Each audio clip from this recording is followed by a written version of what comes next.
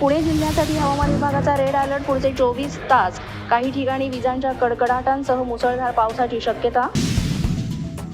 मुंबईत पावसाचा एव्हीएम मशीनलाही फटका. सहारा एअरपोर्टमधल्या स्ट्रॉंग रूममध्ये पाणी शिरलं. काही एव्हीएम मशीन पाण्याखाली. मुंबईतील शिवडीच्या परळ विलेजमध्ये अनेक घरांमध्ये शिरलं पाणी. नागरिकांची तारांबळ.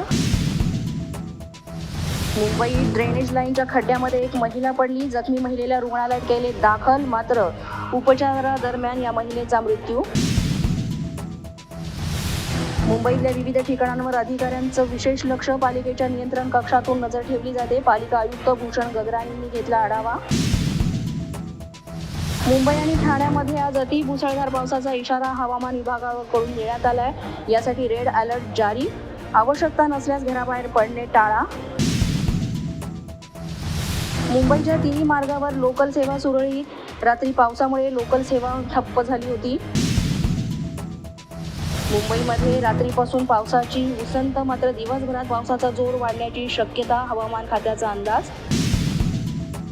पावसामुळे पुणे आणि पिंपरी चिंचवड शहरातल्या सगळ्या शाळा महाविद्यालयांना सुट्टी. जिल्हाधिकारी डॉक्टर सुहास दिवसे यांचे आदेश.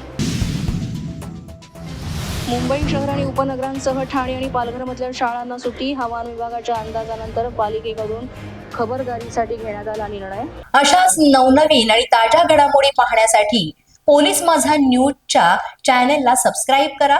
आमचं फेसबुक, ट्विटर आणि इंस्टाग्राम पेज आहे, ते सुद्धा फॉलो करा. तसंच अधिक माहितीसाठी पोलीस माझा न्यूजची वेबसाईट आहे www.polismazha.com. या वेबसाईटला अवश्य भेट द्या.